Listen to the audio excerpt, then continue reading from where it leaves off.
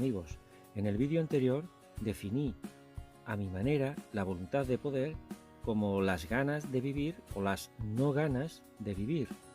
En verdad, esto siempre se ha intuido, pero Nietzsche fue el primero, o ha sido el primero, que lo ha puesto en claro, que los valores nos dan ganas de vivir o los valores nos quitan las ganas de vivir. Fijaos lo que dice Nietzsche. Las fuerzas tienen ganas de unirse, de componerse, de relacionarse. En definitiva, tienen ganas de vivir. Sin embargo, si introducimos valores negativos en nuestra sociedad, esos valores producen que no tengamos ganas de vivir. Este, para mí, es el mayor descubrimiento de la historia. En un vídeo anterior puse un ejemplo de una madre que había tenido una niña, era una anécdota, y se preguntaba por qué tenía que quererla. Se supone que la tengo que querer, decía. Y ahí está la clave de todo esto. ¿De dónde surge esa pregunta? Nietzsche dice, pero si lo normal es no tener prejuicios, es decir, es unirte, querer. Y descubre un virus, una maldad introducida desde hace mucho tiempo en nuestra forma de pensar y sentir. Hay refranes populares que dicen el roce hace el cariño o querer es poder. Estos refranes extraídos de la experiencia yo me los tomo muy en serio. En el primero, el roce serían las fuerzas y el cariño la voluntad o el querer. Y en el segundo refrán, querer sería la voluntad y poder serían las fuerzas. Inseparables, las dos, pero distinguibles. Por un lado, la fuerza y por otro lado, la voluntad. ¿Cómo intentas ayudar a alguien deprimido? Pues intentando que tenga querer, voluntad. Y viceversa, si quieres deprimir a alguien, pues intentas que no tenga voluntad. Y evidentemente nuestro genio se da cuenta de esto y lo designa voluntad de poder, afirmativa o negativa, de amor u odio. Y distingue por un lado la voluntad y por otro lado la fuerza. Esta voluntad aparece cuando las fuerzas están en relación. Nietzsche parte de que todo quiere componerse y lo demás es prejuicio, y esta es su clave. ¿Cómo lo sabe él? Porque él descubre el nihilismo, es decir, las no ganas.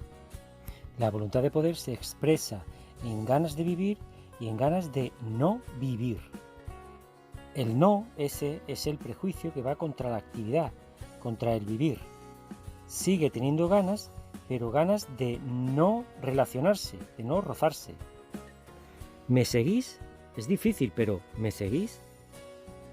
La voluntad de poder es una pasión, es una inercia de odio o de amor. Y todo el mundo sabe que tanto el amor como el odio son ciegos.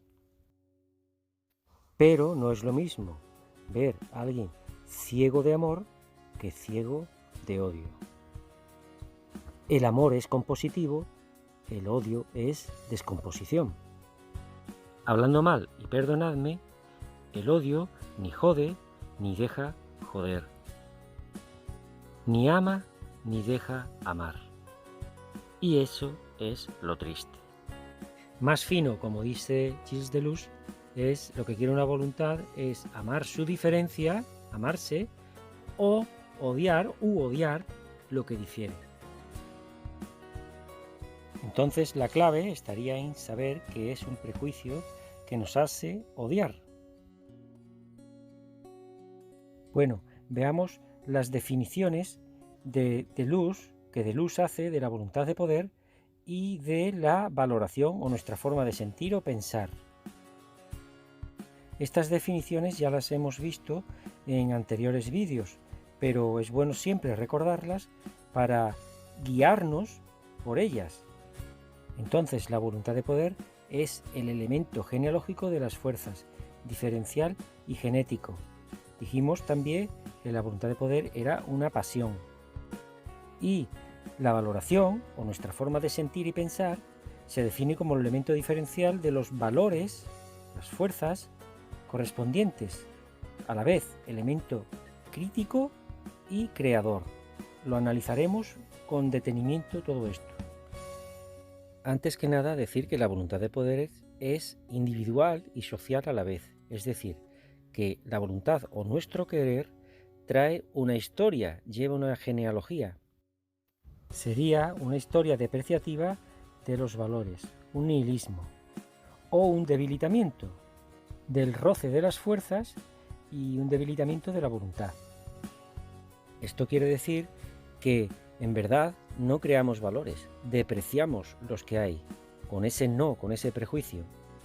Simplificando mucho y siendo posiblemente inexactos, nuestra voluntad de poder o querer colectivo crea en nosotros un querer individual. Este querer individual es de odio o depreciativo de los valores. Con lo cual, a partir de ahora, no creamos valores, depreciamos los valores que hay. Resumiendo, la voluntad de poder es inmanente y trascendente a la vez, que nos arrastra a querer, pues, la descomposición de todo. En el caso concreto actual, nos hace no querer. Cada vez que intentamos pensar o querer o sentir, como los valores son depreciativos, lo que hacemos es depreciarlos. Esto quiere decir que al valorar bajo, cada vez que juzgamos o emitimos un juicio o pensamos, lo hacemos a través de un prejuicio individual y colectivo a la vez. En definitiva, todo esto tiene consecuencias devastadoras tanto en el individuo como en la sociedad. Voy a poner un ejemplo un poco crudo.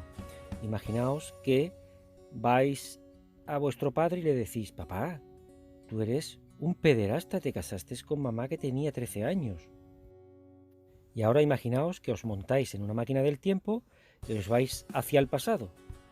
Y le decís lo mismo a todos los que os encontráis viajando hacia el pasado. Todos vuestros padres o antepasados os dirían: pero si yo no sabía nada, ¿qué me cuentas? ¿Me estás haciendo culpable de algo que ni tenía idea? ¿Veis cómo actúa nuestra moral? Si ahora fuéramos al futuro, veríamos cómo nosotros somos depreciados, nuestros valores son depreciados. Estos ejemplos nos pueden servir para entender cómo actúa nuestra voluntad de poder. Y actúa de esta forma: separa a la fuerza de lo que puede hacer, la hace culpable, hace a la fuerza, a nosotros, nos hace culpables. Entonces, claro, no nos podemos quedar en el pesimismo. ¿Cuál sería la salida? Pues analizando el nihilismo. El mismo nihilismo nos está fortaleciendo para odiar el odio. Increíble pero cierto. El nihilismo, el conocimiento de esta depreciación constante de los valores, nos hace salir de este devenir reactivo de las fuerzas.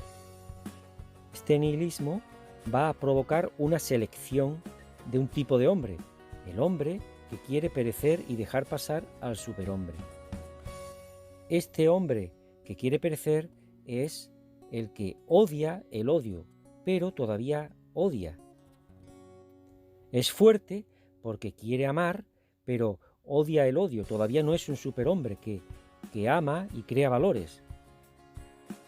Y aquí vemos cómo la vida selecciona y vuelve a crear hombres fuertes, hombres sin prejuicio, es decir, que valoran alto, valoran a favor de la vida, de la generación, de la reproducción, de la creación, del movimiento. En definitiva, que aman y dejan amar. Diríamos que saldríamos más fuertes, más fortalecidos, conociendo el nihilismo. Pues entonces ahora, sabiendo esto, tendríamos incluso más valor salir de esta inercia. Una persona que odia el odio no es todavía un superhombre, pero el superhombre que crea valores sabiendo o conociendo o habiendo conocido el nihilismo y no sin sentir odio, ese sí es un superhombre. Bueno, perdonadme porque esto la verdad que es bastante difícil y por eso os animo a que leáis a Gilles Deleuze y a Nietzsche, porque ya en sí mismo la filosofía es apasionante, es un arte. Vas buscando, no sabes qué, y de repente, pues, te descubre un mundo apasionante. Bueno, me despido y espero que algo de esto os haya servido o os haya gustado. Un abrazo.